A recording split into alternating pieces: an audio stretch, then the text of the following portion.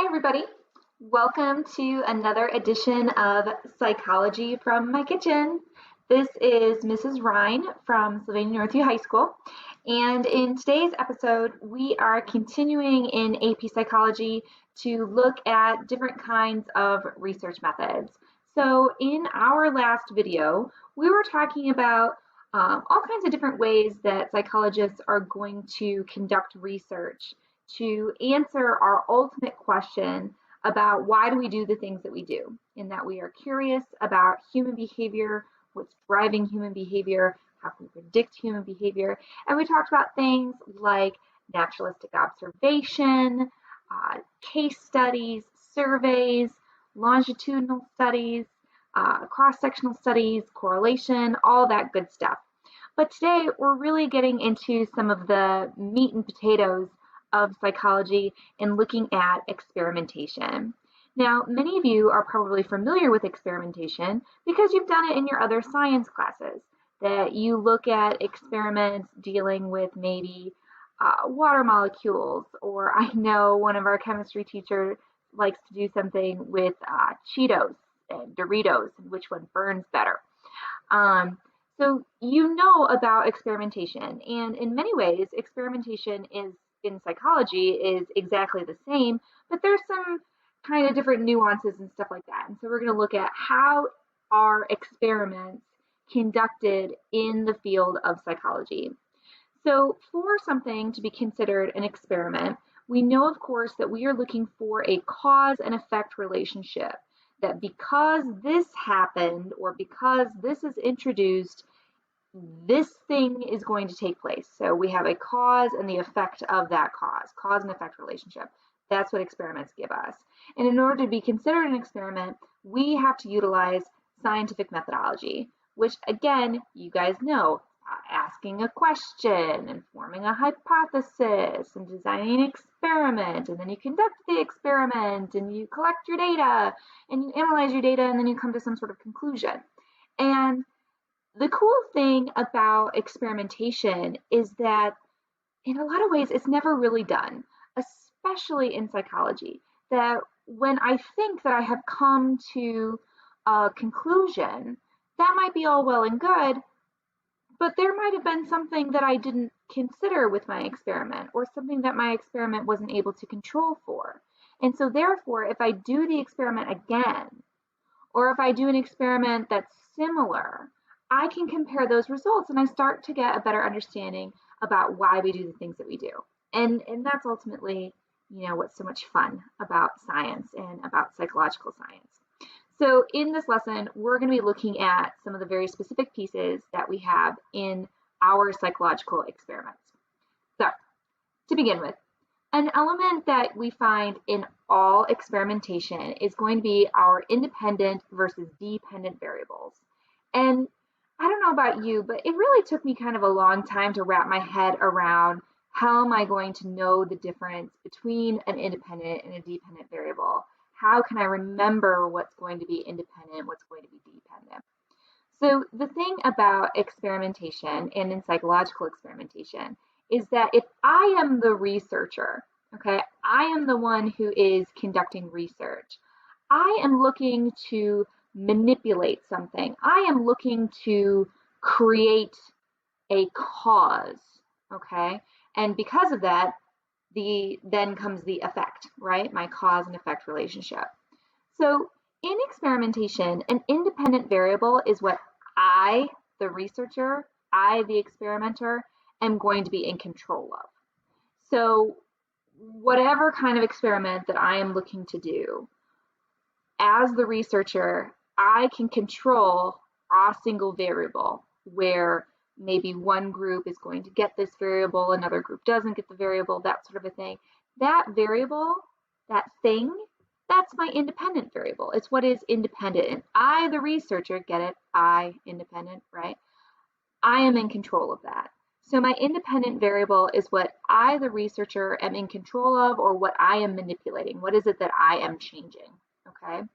Whereas my dependent variable, that's the effect, okay, right? Cause and effect. My dependent variable, yes, depends on whether or not I got the independent variable or I didn't.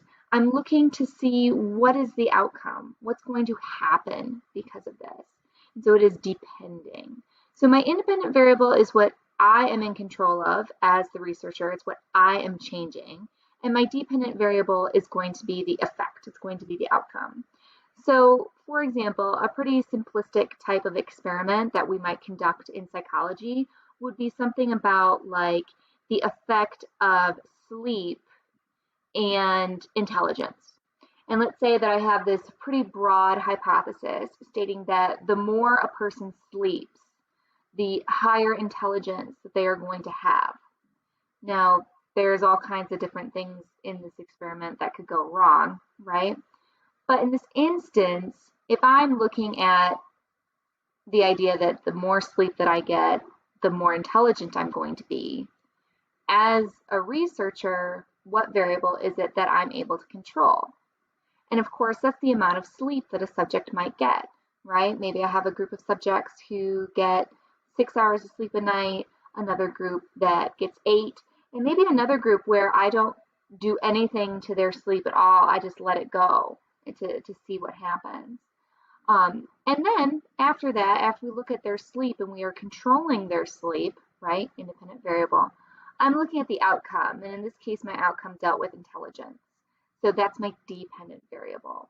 So my independent variable is the variable that I, the researcher, am controlling, or that I am changing, I am manipulating it. So like one group gets X number hours of sleep a night, another group gets Y number of sleep a night, that sort of a thing. Okay, so independent versus dependent variable. Pretty standard stuff. Now, one of the biggest issues that happens in psychological research is that it's very difficult to control the environment that my subject is going to be living in while this research is taking place. And so because of that, I might have other variables that get in the way or they confound my overall results. And we say that they are reducing the validity, meaning they are reducing the likelihood that what happened in my experiment happened because of my independent variable. So, for example, if I go back to my experiment about sleep and intelligence, well, there's all kinds of third variables that could be involved with my research that might actually be the reason why my dependent variable turned out the way that it did, right? My result turned out the way that it did. So like if I'm looking at sleep, excuse me. If I'm looking at sleep and intelligence, okay, well, obviously I'd want to control for the sleep, but I'd also want to kind of control for that intelligence, right? I'd want all my subjects to kind of be on the same level. But what about something like diet? Is it possible that what my subjects were eating could have actually had an effect on their intelligence? Or what about something like the schools they went to? Or even something like age? Could that have an effect on intelligence? So a confounding variable is some kind of variable that's interfering with my design. And it is confounding variables that are often one of the biggest reasons why we critique certain experimentation. Because when you hear headlines or you read something on Twitter or on some sort of social media that says like, you know, money makes you happier, you know, one of those kinds of really simplistic pieces of information, you know, research proves that blah, blah, blah, you really need to be asking yourself, well, how did they conduct that research, right? What kind of research method did they use? Did they do an experiment? If they did an experiment, did they control for all these variables? And that's what being a really critical thinker about the kind of information that you get from the world, right? That's going to be one of the important points. You want to look out for confounding variables, because confounding variables will reduce the validity of my research and make it not as good. Okay? Because I want good, solid research. I want to say that I'm able to prove or to demonstrate that such and such is true. But if I have a bad experiment because I didn't account for certain variables, then my research is garbage and I just wasted all that time and money. So confounding variables are going to be a really, really big idea. So a control variable. A control variable is going to be any kind of variable in my experiment that I controlled for. So it's not something that I am researching. It's something that I am controlling of all of my subjects in my experiment. So if I go back to my example about sleep and intelligence, I'm going to try to control for things like age and education level and diet and what they do in their free time. I'm going to control for maybe socioeconomic factors. These are all things that, I mean, if I want a really homogeneous group, okay, I want a group that is pretty similar. Because if not, then I don't know if one of those things might have actually been a third variable, and therefore I can't use it. Now, this is actually going to be really tricky in psychological research and a lot of scientific research, because we actually disclude certain groups of people from experimental research because by nature they have some sort of confounding variable. For example, a lot of psychological research is conducted on men and not on women, and that can be problematic. You see that in like medical research as well too, that a lot of research trials might be done on a man as opposed to a woman because of different biological factors that that researcher might not be able to control for. And because they're looking for this really homogeneous group to get data, right, they're unknowingly going to create flaws in their research because I didn't take into account something that I didn't control for. So there's going to be another problem. Now, some other types of ways that I might control my research are ways in which I want to control biases that might happen. So a bias is going to be where my outcome happens for another reason, but it was something that I could have been able to control for. And one of those has to do with my participants and knowing whether or not they actually are part of research. And so we refer to this as being blind. Now, it doesn't mean that I can't see, but a blind participant is one who is uninformed. Now, we're going to talk later about some of the rules of psychological experimentation on people, and one of them, of course, is that they have to be informed that they're part of research. But I don't necessarily have to tell my participant exactly what it is that I'm researching about them. And in fact, I probably don't want to tell them exactly what I'm researching about them, because that might inadvertently, either consciously or unconsciously, change their behavior. And so if I leave them somewhat uninformed about what exactly I'm researching about them, then they're not necessarily going to change their behavior accordingly. So I say that this is a blind participant. Now, another type of control that I might do is something called a double-blind experiment. In double-blind research, not only does my participant not exactly know what it is that's going on, but my experimenter, the person who's conducting the research, might not know exactly what's going on. You're like, well, how could that even be possible? Well, let's say that I wrote up a research experiment to be conducted, but I'm not the one who's actually conducting it. Actually give that research to another party, tell them the plan, and have them go out and do it. Because I don't have to tell them exactly what it is that I'm looking for, what kind of hypothesis I'm trying to come up with from this. And so they're just going out and collecting the data that I asked for. They're not necessarily looking for any particular thing because they don't know exactly what it is that they might be looking for.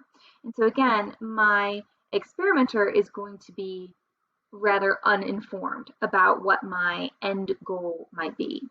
Another reason that we might have double-blind procedure, another way that we could have double-blind procedure, is that We're going to talk in just a second about my experimental group and my control group. And whoever is conducting my research might not know which group that they are talking to or which group that they are collecting data from. And so it's another way that I might have a double-blind procedure.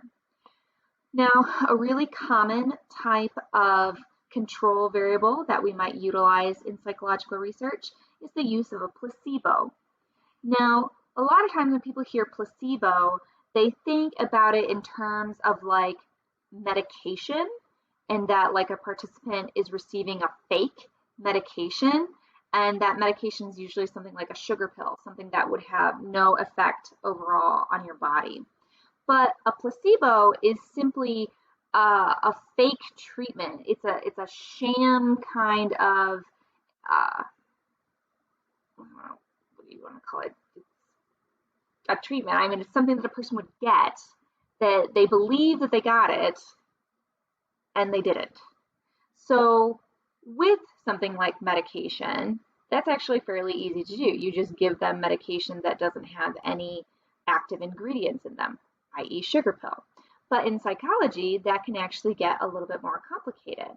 So placebo might be, for example, a placebo psychotherapy, where the person thinks that they are receiving some designated type of therapy, and in fact, they're not. Or you could even do something like placebo surgery. You lead a participant to believe that they received some sort of surgical treatment, and in fact, they didn't. So you're leading your participant to believe that something happened to them. And in doing so, you can compare then the results of somebody who in fact did have that active ingredient or that real treatment that was supposed to be taking place. Something you also might be aware of is then placebo effect, where a person didn't receive treatment. They didn't receive an active ingredient, medication, or whatever, and yet their behavior did still in fact change. So in psychology, a really common example of this actually is depression treatments. So we know about people who experience depression, that depression is very cyclical, that people often can get better from their depression symptoms, regardless of what kind of treatment that they are receiving. Now, if I receive treatment, I increase the likelihood that I get better, and that the time that it takes me to get better is often much shorter. But people who don't receive treatment for depression often will get better as well. And so you can actually see this in things like depression medications, where if I just think I am receiving a depression medication, when in fact I might be taking a pill that has no active ingredients whatsoever to manipulate my serotonin levels or something like that, and yet I still get better. And so that's somebody who's experiencing placebo effect. And in fact, it's actually very, very common with people who experience depression. So a really important piece about scientific research, especially in psychology, is going to be the use of something known as an operational definition. And operational definitions can actually be pretty simplistic, but it's often a concept that's difficult for students to wrap their minds around. So let me give it to you.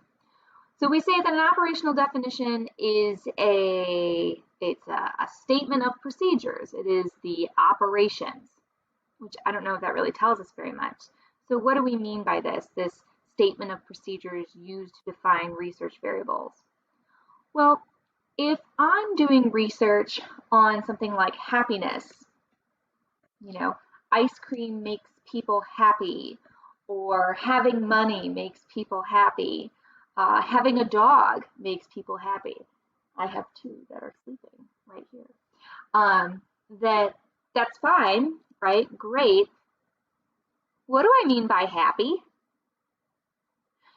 So think about that. If I'm saying that dogs make us happier, well, how does one define happy? And is my concept of being happy different from your concept of being happy?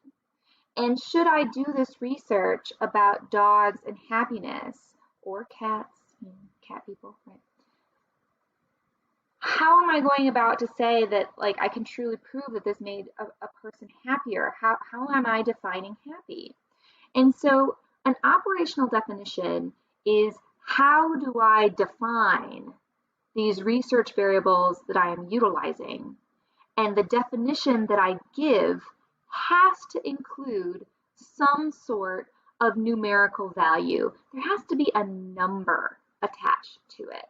So an operational definition is how I collect numerical data about the concept that I am researching. So if I am researching happiness, how could I count happiness? How can I collect data on happiness? And in fact, there might be different ways that I do this.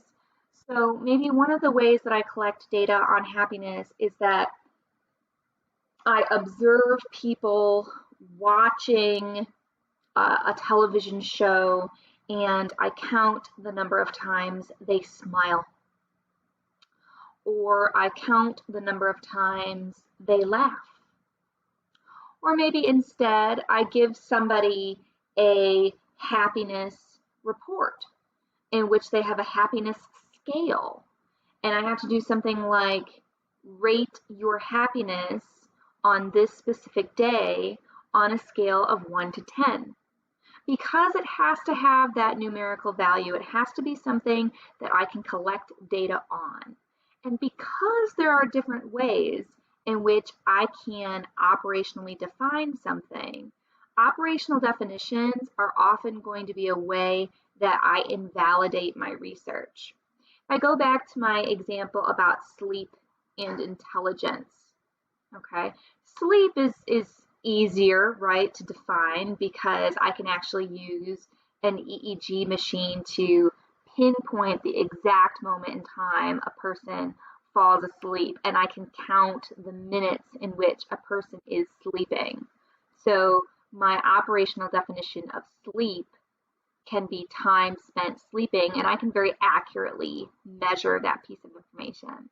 But if I take something like intelligence, well, maybe I'm defining intelligence as your GPA. You like that? Maybe I define your intelligence as your ACT score. You like that one? Maybe I define it on how well you do in my AP Psych class. There's flaws with each of those things, right? Like, if I'm talking about an ACT score, well, that's one test on one day, right? Does that really measure a person's intelligence? What about GPA? You can have somebody who takes all super easy classes, right? And it looks like they have this really high GPA, and another person who their GPA is lower, but they had more academically rigorous classes. So who is the more intelligent one?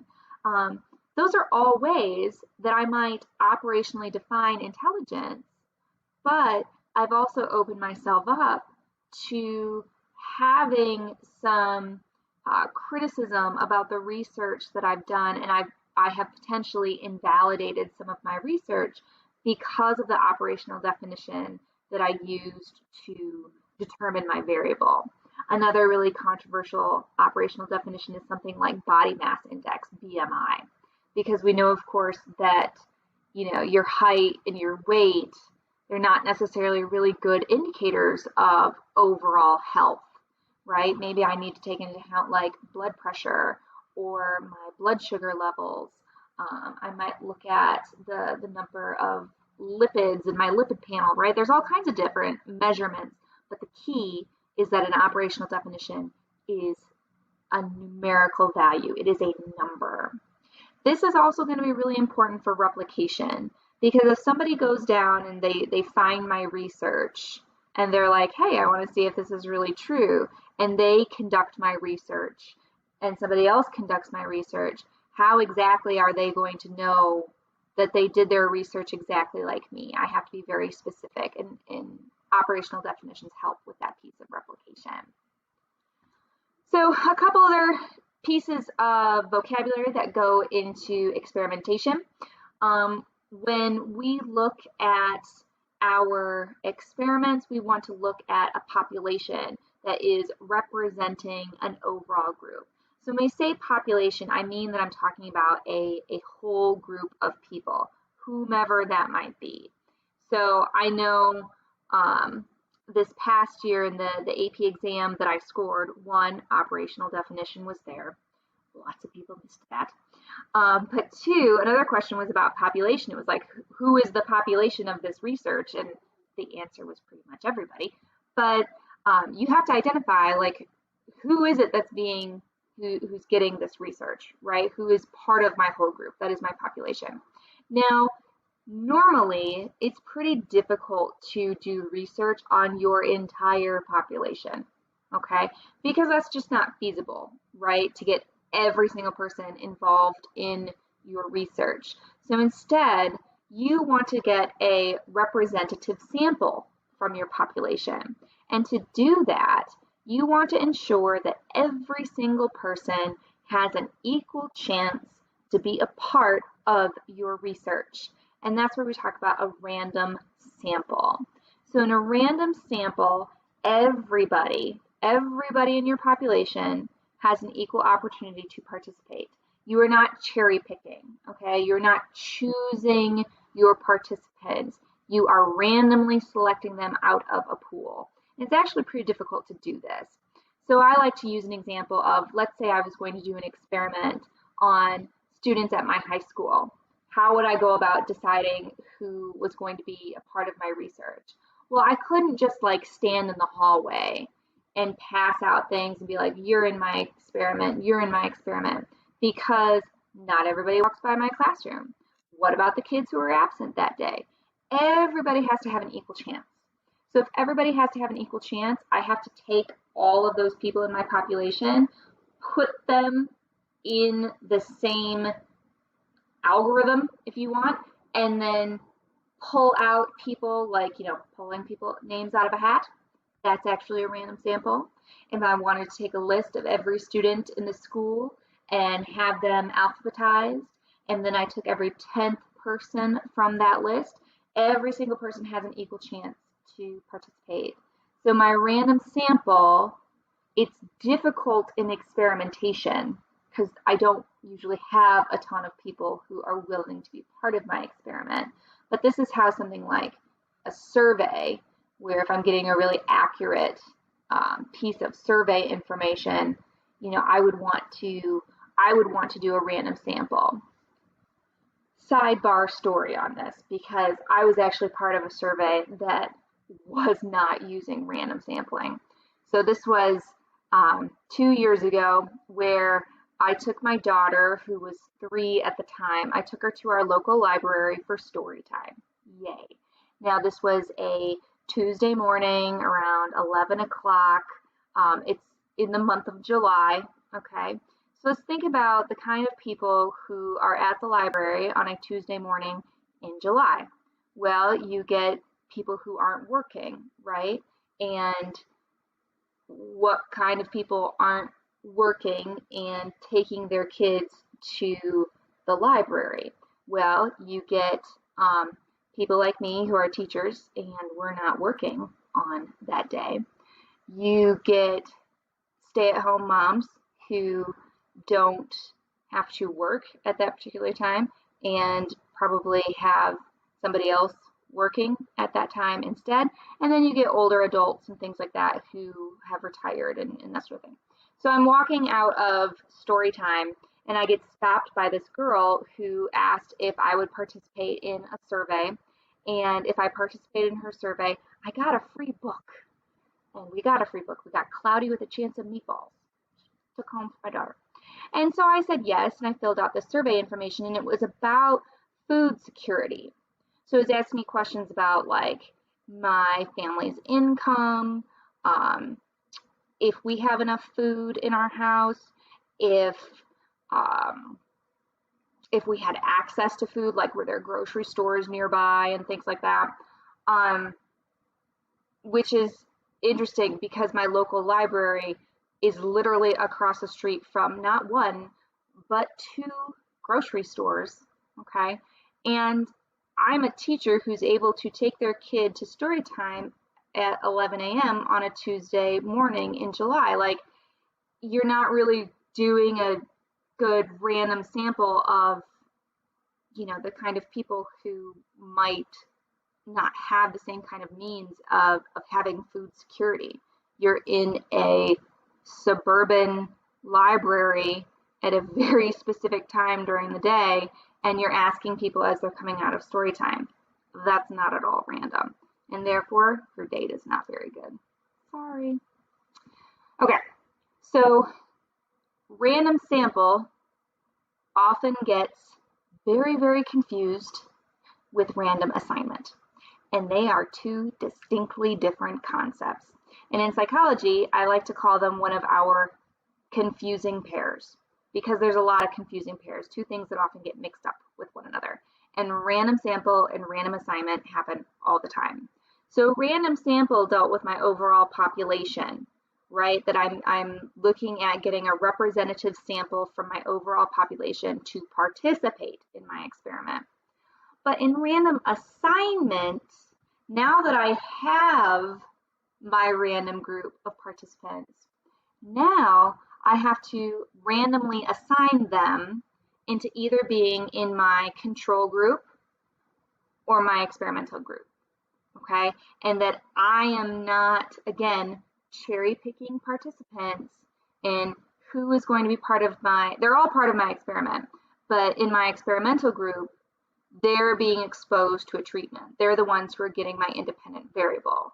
Whereas in my control group, nothing's actually happening to them, okay? They aren't even necessarily getting placebo. So I'm not picking who's going into these groups. It is a random chance. And so again, my random chance might be coming from pulling names out of a hat, taking a list of all of my participants and assigning them a number, and then randomizing the order of that number, and then taking the first 10, they're going to be in my experimental group, and the second 10 are in my control group. Whatever it is, they have been randomly assigned to my experimental group, the one who is receiving treatment, the one that is being exposed to my independent variable, or to one version of my independent variable, because I could have a couple, actually. And my control group is not being exposed to anything. And I use my control group for comparison purposes, right?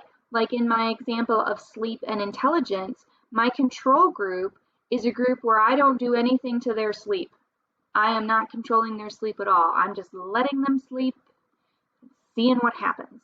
They're my control group of participants, whereas my experimental group might be a group that gets 4 hours of sleep a night, and another group that gets 6, another group that gets 8, that sort of a thing. But they're my experimental group.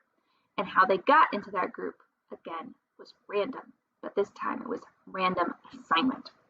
So we are going to stop there for today.